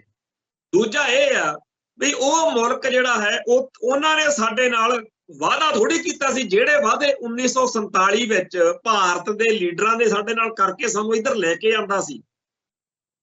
ਇੱਥੇ ਤਾਂ ਸਾਨੂੰ ਕਦੇ ਗੱਲ ਵੀ ਨਾ ਕਰਨੀ ਪਵੇ, ਇੰਨਾ ਵਧੀਆ ਸਾਡੇ ਲਈ ਮਾਹੌਲ ਹੋਣਾ ਚਾਹੀਦਾ। ਜੇ ਪਾਕਿਸਤਾਨ ਦੇ ਵਿੱਚ ਕੋਈ ਗੜਬੜ ਹੋ ਜਾਂਦੀ ਆ, ਉਹਨਾਂ ਨੇ ਕਿਹੜਾ ਸਾਡੇ ਨਾਲ ਵਾਅਦੇ ਕੀਤੇ ਸੀ? ਜੇਕਰ ਹੋ ਵੀ ਜਾਵੇ ਤਾਂ ਉੱਥੇ ਫਿਰ ਵੀ ਇੱਕ ਗੁੰਜਾਇਸ਼ ਬਚ ਜਾਂਦੀ ਆ, ਭਾਵੇਂ ਉੱਥੇ ਹੋਣੀ ਨਹੀਂ ਚਾਹੀਦੀ, ਪਰ ਜੇ ਹੋ ਜਾਵੇ ਤਾਂ ਸਾਨੂੰ ਹੁੰਦਾ ਵੀ ਹੈ ਤਾਂ ਗਲਤ ਗੱਲ ਆ, ਪਰ ਇਹਨਾਂ ਨੇ ਕਿਹੜਾ ਸਾਡੇ ਨਾਲ ਡੱਡ ਕੀਤਾ ਸੀ। ਹੁਣ ਜਿਨ੍ਹਾਂ ਨੇ ਕੀਤਾ ਸੀ ਇੱਥੇ ਵੀ, ਅਸੀਂ ਤਾਂ ਭਾਰਤ ਵਿੱਚ ਕੋਈ ਸੰਵਿਧਾਨ ਹੀ ਨਹੀਂ ਉਹਨਾਂ ਟਾਈਮ ਲਾਗੂ ਕਰਾਂਗੇ ਜਿੰਨਾ ਟਾਈਮ ਸਿੱਖਾਂ ਨੂੰ ਮਨਜ਼ੂਰ। ਜਦੋਂ ਇੱਥੇ ਕੁਝ ਵਾਪਰਦਾ, ਇੱਥੇ ਦੁਗਣੀ ਤਗਣੀ ਤਕਲੀਫ ਹੁੰਦੀ ਹੈ। ਸੋ ਜਿਹੜੇ ਅੱਜ ਦੇ ਮਾਹੌਲ ਵਿੱਚ ਸਾਡੇ ਮਸਲੇ ਨੇ, ਇਹਨਾਂ ਮਸਲਿਆਂ ਬਾਰੇ ਸਾਨੂੰ ਨੈਰੇਟਿਵ ਸਿਰਜਣ ਦੀ ਲੜਾਈ ਵਾਲੇ ਪਾਸੇ ਧਿਆਨ ਦੇਣ ਦੀ ਲੋੜ ਹੈ। ਜਿਹਨੂੰ ਕਹਿੰਦੇ ਆ ਨਾ ਬਈ ਗ੍ਰੰਥ ਵੱਡੇ ਵੱਡੇ ਨੇ ਜੀ ਹਿੰਦੂਆਂ ਦੇ, ਰਾਮਾਇਣ ਤੇ ਮਹਾਭਾਰਤ, ਅਸਲ ਵਿੱਚ ਉਹ ਲਿਖੇ ਹੀ ਇਸ ਤਰੀਕੇ ਨਾਲ ਗਏ ਨੇ ਕਿ ਉਹਨਾਂ ਦੇ ਪੜ੍ਹਨ ਸੁਣਨ ਤੇ ਚਰਚੇ ਬਾਅਦ ਹਰੇਕ ਬੰਦਾ ਹਿੰਦੂਇਜ਼ਮ ਦੇ ਅਸਰ 'ਚ ਆ ਜਾਂਦਾ। मैं अगे भी कई बारी कहना, हुण मैं फिर पुछदा बई अपने चों अनपढ़ तो अनपढ़ बंदे नूं छेड़ के देख लिओ, उहनूं सारी रामायण चेते आ ते सारी महाभारत चेते आ, पर जे अचनचेत पुछ लईए भी भाई कन्हैया जी का पिंड किहड़ा सी, फिर वो कहता मैं सोच के देखूं दसूंगा, पढ़ के पता लैके दसूं, गूगल ते सर्च मार के देख लैंदे। जे किसी नूं अचनचेत पुछ लईए भाई विधि चंद का पिंड कित्थे सी, ਉਹਨੂੰ ਉਹ ਨਹੀਂ ਚੇਤਾ ਆਉਂਦਾ। ਭਾਈ ਬਚਿੱਤਰ ਸਿੰਘ ਦਾ, ਸਾਨੂੰ ਸਾਡੇ ਸਿੱਖ ਨਾਇਕਾਂ ਬਾਰੇ ਸਿੱਖ ਇਤਿਹਾਸ ਬਾਰੇ ਤਾਂ ਚੇਤੇ ਨਹੀਂ, ਜਦੋਂ ਕਿ ਆਪਣੇ ਘਰਾਂ 'ਚ ਆਪਣੇ ਗੁਰਦੁਆਰਿਆਂ ਦੇ ਵਿੱਚ ਇਹ ਸਾਰੇ ਯੋਧਿਆਂ ਦਾ ਸ਼ਹੀਦਾਂ ਦਾ ਚਰਚਾ ਹੋਵੇ ਤੇ ਆਪਾਂ ਨੂੰ ਪਤਾ ਹੋਵੇ, ਪਰ ਆਪਾਂ ਨੂੰ ਰਾਮਾਇਣ ਤੇ ਮਹਾਭਾਰਤ ਸਾਰੀ ਚੇਤੇ ਆ ਕਿਉਂ, ਇਹ ਸਮਝਣ ਦੀ ਲੋੜ ਆ। ਦੂਜੇ ਪਾਸੇ ਕਾਮਰੇਡਾਂ ਬਾਰੇ, ਉਹਨਾਂ ਦੇ ਬਾਰੇ ਬੜੀ ਚਰਚਾ ਵੀ ਉਹ ਤਾਂ ਬਹੁਤ ਸਿਆਣੇ ਹੁੰਦੇ ਆ, ਬੜੇ ਪੜ੍ਹੇ ਲਿਖੇ ਹੁੰਦੇ ਨੇ। ਅਜਮੇਰ ਸਿੰਘ ਦੀ ਸਾਰੀ ਕਿਤਾਬ ਇਹੀ ਸਾਬਤ ਕਰਦੀ ਆ ਵੀ ਸਭ ਤੋਂ ਝੁੱਡੂ, ਬੇਪੜ੍ਹ, ਯਾਨੀ ਕਿ ਅਨਪੜ੍ਹ, ਵੀ ਕਿਸੇ ਗੱਲ ਦੀ ਅਕਲ ਨਹੀਂ, ਨਾ ਉਹਨਾਂ ਨੂੰ ਪਤਾ ਹੈਗਾ ਵੀ ਸਾਡੇ ਜਿਹੜੀਆਂ ਕਮਿਊਨਿਜ਼ਮ ਦੀਆਂ ਕਿਤਾਬਾਂ ਨੇ ਉਹ 'ਚ ਕੀ ਲਿਖਿਆ ਹੋਇਆ, ਉਹ ਇਹ ਸਾਬਤ ਕਰਦੀ ਆ ਕਿਤਾਬ ਜਿਹੜੀ ਆ ਖਾੜਕੂ ਲਹਿਰਾਂ ਦੇ ਅੰਗ ਸਨ। ਕੁੱਲ ਮਿਲਾ ਕੇ ਦੁਨੀਆ ਦੇ ਵਿੱਚ ਆਪਣੀ ਕੌਮ ਨੂੰ ਭੋਲੀ, ਐਵੇਂ ਭੌਂਕੜ ਜੇ, ਐਵੇਂ ਬੇਕਾਰ ਜੇ, ਮਾੜੇ ਭੈੜੇ ਦਰਸਾਉਣ ਦਾ ਜਿਹੜਾ ਰੁਝਾਨ ਚੱਲਿਆ ਹੈ, ਇਹਨੂੰ ਮੋੜਨ ਦਾ, ਇਹਦੇ ਮੂਹਰੇ ਅੜਨ ਦਾ, ਖੜਨ ਦਾ ਬਹੁਤ ਲੋੜ ਆ। ਜਿਹੜੇ ਸੋਸ਼ਲ ਮੀਡੀਆ ਦੇ ਜ਼ਮਾਨੇ 'ਚ ਸਾਡੇ ਨਿਆਣਿਆਂ ਨੂੰ ਆਦਤਾਂ ਪਾਈਆਂ ਜਾ ਰਹੀਆਂ ਨੇ ਵੀ ਰੀਲਾਂ ਬਣਾਓ, ਅਸ਼ਲੀਲ, ਅਸਭਿਅਕ ਤੇ ਫੂਹੜ ਵਿਹਾਰ ਕਰੋ, ਇਹ ਵੀ ਬਹੁਤ ਵੱਡੀ ਇੱਕ ਪਲੈਨਿੰਗ ਆ ਜਿਹਦੇ ਵਿੱਚ ਫਸ ਕੇ ਸਾਡੇ ਮੁੰਡੇ ਕੁੜੀਆਂ ਉਹ ਸਾਰਾ ਕੁਝ ਜਿਹੜਾ ਸਾਡੀ ਮਰਿਆਦਾ, ਸਾਡਾ ਸੱਭਿਆਚਾਰ ਜਿੱਤੋਂ ਹੋੜਦਾ, ਰੋਕਦਾ, ਉਹ ਸਾਰਾ ਕੁਝ ਕਰਨ ਲਾਇਆ ਜਾ ਰਿਹਾ। ਸੋ ਅੱਜ ਦੇ ਇਸ ਮਾਹੌਲ ਦੇ ਵਿੱਚ ਸਾਡੀ ਕੌਮ ਦੀ ਲੀਡਰਸ਼ਿਪ ਦੇ ਸਿਰ ਤੇ ਬਹੁਤ ਭਾਰੀ ਜ਼ਿੰਮੇਵਾਰੀਆਂ ਨੇ। ਨਿਊ ਵਰਲਡ ਆਰਡਰ ਦੇ ਕਰਕੇ ਨਵੇਂ ਮੁਲਕ ਵੀ ਬਣਨੇ ਆ, ਸੰਸਾਰ ਦਾ ਨਕਸ਼ਾ ਵੀ ਨਵੇਂ ਸਿਰੋਂ ਪੁਨਰ ਸਰਜੀਤ ਹੋਣਾ, ਪੁਨਰ ਵੰਡ ਹੋਣੀ ਆ। ਪਰ ਉਸ ਮੌਕੇ ਜੇਕਰ ਜਾਗਦਿਆਂ ਦੀਆਂ ਕੱਟੀਆਂ ਵਾਲਾ ਕੰਮ ਆਪਾਂ ਕਰਾਂਗੇ ਹੀ ਨਹੀਂ, ਜੇਕਰ ਦੁਨੀਆ ਭਰ ਨੂੰ ਪਤਾ ਹੀ ਨਾ ਹੋਵੇ ਵੀ ਇਹਨਾਂ ਦੀ ਕੋਈ ਸਮੱਸਿਆ ਵੀ ਹੈਗੀ ਆ, ਜੇਕਰ ਆਪਾਂ ਦਿੱਲੀ ਨੂੰ ਬਿਪਤਾ ਹੀ ਨਾ ਪਾਈ ਹੋਵੇ, ਚਲੋ ਤੁਸੀਂ ਅਸਾਲਟ ਨਹੀਂ ਚੱਕਣੇ, ਕੋਈ ਹੋਰ ਤਰੀਕਾ ਲੱਭ ਲਓ, ਕਿਸੇ ਬਿਨਾਂ ਰੋਏ ਤੋਂ ਤਾਂ ਮਾਂ ਨਹੀਂ ਦੁੱਧ ਦਿੰਦੀ, ਤੁਹਾਨੂੰ ਇੱਥੇ ਕਿਹੜਾ ਖਾਲਿਸਤਾਨ ਦੇ ਦੂਗਾ ਬਿਨਾਂ ਰੌਲਾ ਪਾਏ ਤੋਂ। ਸੋ ਸਾਰੇ ਸੰਸਾਰ ਦੇ ਵਿੱਚ ਸਾਡੇ ਬਾਰੇ ਦੁਨੀਆ ਨੂੰ ਪਤਾ ਹੋਵੇ, ਸਾਡੇ ਇਹੋ ਜਿਹੇ ਨੈਰੇਟਿਵ ਸਿਰਜਣ ਵਾਲੇ, ਸਾਡੇ ਚੰਗੇ ਐਡਵੋਕੇਟ, ਸਾਡੇ ਸਲਾਹਕਾਰ, ਵਕੀਲ ਸਾਡਾ ਪੱਖ ਪੇਸ਼ ਕਰਨ ਵਾਲੇ ਹੋਣ। ਇਸ ਗੱਲ ਦੀ ਬਹੁਤ ਭਾਰੀ ਲੋੜ ਆ ਕਿ ਇਹ ਉਹ ਬਣੇ ਕਿ ਜਿਵੇਂ ਅਭਿਨੰਦਨ ਨੂੰ ਅਗਲਿਆਂ ਨੇ ਚਾਹ ਪਾਣੀ ਪਿਲਾ ਕੇ ਮੋੜਿਆ, ਤੇ ਸਾਡੇ ਜਿਹੜੇ ਯੋਧੇ ਆ, ਸਾਡੇ ਜਿਹੜੇ ਹੀਰੋ ਆ, ਜਦੋਂ ਉਹ ਦੁਨੀਆ ਦੇ ਵਿੱਚ, ਮਤਲਬ ਕਿ ਜਦੋਂ ਆ ਹੋਇਆ ਕਾਂਡ ਆਪਣਾ ਉਧਰ ਦੱਖਣੀ ਭਾਰਤ ਵਿੱਚ ਬਿਦਰ ਦੇ ਵਿੱਚ ਇੱਕ ਕਾਲਜ ਆ, ਗੁਰੂ ਨਾਨਕ ਇੰਜੀਨੀਅਰਿੰਗ ਕਾਲਜ, ਉੱਥੇ ਬਹੁਤ ਵੱਡੀ ਗਿਣਤੀ ਵਿੱਚ ਸਾਡੇ ਨੌਜਵਾਨਾਂ ਦੇ ਉੱਤੇ ਜ਼ਬਰ ਹੋਇਆ। ਬਿਦਰ ਕਾਂਡ ਬੜਾ ਮਸ਼ਹੂਰ। ਉਸ ਤੋਂ ਬਾਅਦ ਚ ਇੰਜੀਨੀਅਰਿੰਗ ਕਾਲਜਾਂ ਦਾ ਇੱਕ ਪ੍ਰੋਗਰਾਮ ਥਾਪਰ ਇੰਜੀਨੀਅਰਿੰਗ ਕਾਲਜ ਪਟਿਆਲੇ ਸੀਗਾ, ਇੱਥੇ ਸਾਡੇ ਸਿੰਘਾਂ ਨੇ ਐਕਸ਼ਨ ਕਰਤਾ। ਉਸ ਤੋਂ ਬਾਅਦ ਚ ਜ਼ਿੰਮੇਵਾਰੀ ਛਪੀ, ਜਿਹਦਾ ਮੋਟਾ ਜਿਹਾ ਭਾਵ ਅਰਥ ਇਹ ਸੀਗਾ ਬਈ ਸਾਰੇ ਭਾਰਤ ਵਿੱਚ ਜਿਹੜੇ ਸਾਡੇ ਸਿੱਖ ਨੇ, ਜੇ ਕਿਸੇ ਨੂੰ ਝਰੀਟ ਵੀ ਆ ਗਈ ਤਾਂ ਫਿਰ ਪੰਜਾਬ ਦੇ ਵਿੱਚ ਅਸੀਂ ਆਹ ਢੇਰੀਆਂ ਲਾਵਾਂਗੇ। ਜੇ ਤੁਸੀਂ ਚਾਹੁੰਦੇ ਹੋ ਕਿ ਸਾਰੇ ਭਾਰਤ ਦਾ ਕੋਈ ਵੀ ਲਾਰਾ ਪੰਜਾਬ ਦੇ ਵਿੱਚ ਆਵੇ ਤੇ ਇੱਜ਼ਤ ਸਤਿਕਾਰ ਮਾਣ ਨਾਲ ਵਿਚਰੇ, ਤਾਂ ਸਾਡੇ ਉਹਨਾਂ ਬੰਦਿਆਂ ਦੀ ਜਿਹੜੇ ਭਾਰਤ ਵਿੱਚ ਵਿਚਰਦੇ ਆ, ਉਹਨਾਂ ਦੀ ਗਰੰਟੀ, ਉਹਨਾਂ ਦੀ ਰਾਖੀ ਤੁਸੀਂ ਕਰਨੀ। ਉਸ ਤੋਂ ਬਾਅਦ ਵਿੱਚ ਹਰਿਆਣਾ, ਹਿਮਾਚਲ, ਰਾਜਸਥਾਨ, ਜੈਪੁਰ, ਇਹਨਾਂ ਸਾਰੇ ਇਲਾਕਿਆਂ 'ਚ ਸਾਡੇ ਨਾਲ ਦੇ ਜਿਹੜੇ ਸਿੰਘ ਵਿਚਰਦੇ ਸੀ, ਉਹ ਕਹਿੰਦੇ ਸੀ ਮਾਹੌਲ ਹੀ ਬਦਲ ਗਿਆ। ਫਿਰ ਤਾਂ ਲਾਲੇ ਭੋਲੇ ਸਭ ਨੂੰ ਫਿਕਰ ਸੀ ਵੀ ਜੇ ਇੱਥੇ ਕਿਸੇ ਸਿੱਖ ਨੂੰ ਊਂ ਵੀ ਕਹਿਤੀ, ਚੂੰ ਵੀ ਕਹਿਤੀ, ਉਹਦੇ ਬਦਲੇ ਸਾਡੇ ਪੰਜਾਬ 'ਚ ਹਿੱਤ ਨੁਕਸਾਨੇ ਜਾਣਗੇ। ਸੋ ਇਸ ਗੱਲ ਦੇ ਤਹਿਤ ਅੱਜ ਸਾਨੂੰ ਸਾਡੀ ਤਾਕਤ, ਜਿਹਦੇ ਕਹਿੰਦੇ ਆ ਪੇਕੇ ਮਜ਼ਬੂਤ ਹੋਣ, ਉਹ ਫਿਰ ਸਹੁਰੇ ਬੜੀ ਠੋਕ ਨਾਲ, ਸ਼ਾਨ ਨਾਲ ਵਸਦੀ। ਪੰਜਾਬ ਦੇ ਵਿੱਚ ਸਿੱਖੀ ਦੇ ਝੰਡੇ ਬੁਲੰਦ ਕਰੀਏ, ਉਹਨਾਂ ਤਾਕਤਾਂ, ਉਹਨਾਂ ਵਰਤਾਰਿਆਂ, ਉਹਨਾਂ ਰੁਝਾਨਾਂ, ਉਹਨਾਂ ਬੰਦਿਆਂ ਦੀ ਨਿਸ਼ਾਨਦੇਹੀ ਕਰੀਏ ਜਿਹੜੀਆਂ ਸਿੱਖੀ ਦੀਆਂ ਜੜ੍ਹਾਂ ਪੱਟ ਰਹੇ ਨੇ, ਜਿਹੜੇ ਐਂਟੀ ਸਿੱਖ ਮਾਹੌਲ ਸਿਰਜ ਕੇ ਸਿੱਖਾਂ ਦੇ ਵਿੱਚੋਂ ਸਿੱਖੀ ਖੁਰਚ ਕੇ ਕੱਢ ਰਹੇ ਨੇ। ਸਿੱਖੀ ਮਜ਼ਬੂਤ ਕਰੋ, ਆਪਦੀਆਂ ਜੜ੍ਹਾਂ ਵੱਲ ਮੁੜੋ, ਆਪਦੇ ਧਰਮ ਦੇ ਵਿੱਚ ਪਰਪੱਕਤਾ ਲਿਆਓ, ਬਾਣੀ ਤੇ ਬਾਣੇ ਨਾਲ ਜੁੜੋ, ਤੇ ਅੰਤਮ ਨਤੀਜਾ ਇਹ ਨਿਕਲੇ ਕਿ ਦੁਨੀਆ ਭਰ ਦੇ ਵਿੱਚ ਕਿਤੇ ਵੀ ਸਾਡੇ ਉਲਟ ਜਿਹੜੇ ਐਂਟੀ ਸਿੱਖ ਲੋਕ ਆ, ਉਹਨਾਂ ਵਿਚਾਲੇ ਖੜਾ ਸਾਡਾ ਕੱਲਾ ਸਿੱਖ ਵੀ बिल्कुल चढ़दी कला नाल रहण दा विचरण दा उत्थे माहौल बनया होवे। आ जिहड़ा माहौल आ जिहदे विच हर रोज अखबार दे फ्रंट पेज ते खबर लगी हुंदी है, जिवें अज फेर लगी आ कि शुभकरण सिंह दा अजे तिकर संस्कार नहीं होया, पेज फसिया होया कि परचा दर्ज कराउण। ते कहंदे जी पंजाब सरकार ने कहा भी असीं 0 FIR कोई हुंदी आ ओह दर्ज कर दिंदे आ। ते जगजीत सिंह डल्लेवाल ने कहा भी चंगी गल आ जेकर सरकार 0 FIR दर्ज करन जा रही आ। उन्हां कहा कि एक बार इस मामले च मुकदमा दर्ज होवे फिर भावें वो 0 FIR ते होवे जां किसी होर। सो इत्थे तक तां गल्लां आईयां पईयां ने। दुश्मन हसदा होना भी आओ पंजाब अणख गैरत वालियां दा, सूरमियां दा, ਜਿਹੜੇ ਇੱਕ ਮੁਕੱਦਮਾ ਦਰਜ ਕਰਵਾਉਣ ਨੂੰ ਚੀਕਾਂ ਮਾਰੀ ਜਾਂਦੇ ਆ। ਕੀ ਪੰਜਾਬ ਦੇ ਵਿੱਚ ਅੱਜ ਤੋਂ 40 ਸਾਲ 30 ਸਾਲ ਵਾਲਾ ਪਹਿਲਾਂ ਵਾਲਾ ਮਾਹੌਲ ਹੁੰਦਾ ਤਾਂ ਇਉਂ ਹੁੰਦਾ? ਜਾਂ ਸਰਦਾਰ ਅਜਮੇਰ ਸਿੰਘ ਦੀ ਕਿਤਾਬ ਆ ਜਿਹਦੇ ਵਿੱਚ ਉਹ ਲਿਖਦਾ ਕਿ ਜਦੋਂ 1986 ਦੇ ਹੋਲੇ ਮਹੱਲੇ ਮੌਕੇ ਉੱਥੇ ਅਨੰਦਪੁਰ ਸਾਹਿਬ ਦੇ ਵਿੱਚ ਸਿੱਖ ਨੌਜਵਾਨਾਂ ਤੇ ਫੈਡਰੇਸ਼ਨ ਵਾਲਿਆਂ ਤੇ ਗੋਲੀ ਚਲਾ ਕੇ ਕਤਲ ਕੀਤਾ ਹੈ ਸਿੱਖ ਨੌਜਵਾਨ, ਤਾਂ ਥੋੜੇ ਦਿਨਾਂ ਬਾਅਦ ਲੁਧਿਆਣੇ 'ਚ ਜਵਾਬ ਦੇਤਾ ਸੀ। ਸੋ ਜਿਹੜੀ ਕੌਮ ਜਵਾਬ ਦੇਣ ਜੋਗੀ ਹੋਵੇ, ਜਿਹਦਾ ਛਿੱਤਰ ਕਾਇਮ ਹੋਵੇ, ਜਿਹਦੀ ਜੁੱਤੀ ਕਾਇਮ ਹੋਵੇ, ਉਹੀ ਠੁੱਕ ਨਾਲ ਤੇ ਸ਼ਾਨ ਨਾਲ ਜਿਉ ਸਕਦੀ ਆ। ਮੰਗਦਿਆਂ ਵਾਂਗੂ, ਭਿਖਾਰੀਆਂ ਵਾਂਗੂ, ਲੋਲੇ ਜੇ ਬਣ ਕੇ, ਭੌਂਕੇ ਜੇ ਬਣ ਕੇ ਉੱਥੇ ਉਸ ਤਰੀਕੇ ਨਾਲ, ਖਾਸ ਤੌਰ ਤੇ ਜਿਹੜੇ ਲਾਲਿਆਂ ਭੋਲਿਆਂ ਨਾਲ ਸਾਡਾ ਵਾਹ ਪਿਆ ਹੋਇਆ, ਇਹ ਇਹੋ ਜਿਹੀ ਗੱਲ ਨਹੀਂ ਜਾਣਦੇ। ਜਨਾਬ ਸੱਚਾ ਪਿੱਟਦਾ ਹੁੰਦਾ ਸੀ ਵੀ ਤੁਸੀਂ ਇਹਨਾਂ ਨੂੰ ਗੁਲਾਮ ਸਾਥੀ ਦੇ ਰੂਪ 'ਚ ਹੀ ਦੇਖਿਆ, ਜਦੋਂ ਇਹ ਹਾਕਮ ਹੋਣਗੇ ਉਦੋਂ ਤੁਹਾਨੂੰ ਪਤਾ ਲੱਗੂ ਵੀ ਇਹ ਕਿਹੋ ਜਿਹੇ ਨੇ। ਤੇ ਇਸ ਮੌਕੇ ਅੱਜ ਦੀ ਤਰੀਕ ਵਿੱਚ ਜਿਹਨੂੰ ਅਜੇ ਵੀ ਨਹੀਂ ਅਕਲ ਆਈ ਵੀ ਇਹ ਕੀ ਆਈਟਮਾਂ ਨੇ, ਉਹਨਾਂ ਨੂੰ ਕਦੇ ਆਵ ਨਹੀਂ ਸਕਦੀ। ਪਰ ਅਕਾਲ ਪੁਰਖ ਵਾਹਿਗੁਰੂ ਦੇ ਚਰਨਾਂ 'ਚ ਅਰਦਾਸ ਬੇਨਤੀ ਕਰਦੇ ਹਾਂ ਕਿ ਸਾਡੀ ਕੌਮ ਦੇ ਅੰਦਰ ਬਾਗੀ ਜਾਂ ਬਾਦਸ਼ਾਹ ਵਾਲਾ ਸਿਧਾਂਤ ਪੂਰਾ ਪ੍ਰਚੰਡ ਕਰਨ, ਖਾਲਿਸਤਾਨ ਬਣੇ ਤੇ ਇੱਕਦਮ ਝੰਡਾ ਸਾਡੇ ਮੁਲਕ ਦਾ UNO ਵਿੱਚ ਵੀ ਝੂਲੇ। ਇੱਥੇ ਸਮਾਪਤੀ ਆ, ਫੇਰ ਮਿਲਾਂਗੇ ਜੀ। ਨਾਨਕ ਨਾਮ ਚੜ੍ਹਦੀ ਕਲਾ, ਤੇਰੇ ਭਾਣੇ ਸਰਬੱਤ ਦਾ ਭਲਾ। ਵਾਹਿਗੁਰੂ ਜੀ ਕਾ ਖਾਲਸਾ, ਵਾਹਿਗੁਰੂ ਜੀ ਕੀ ਫਤਿਹ।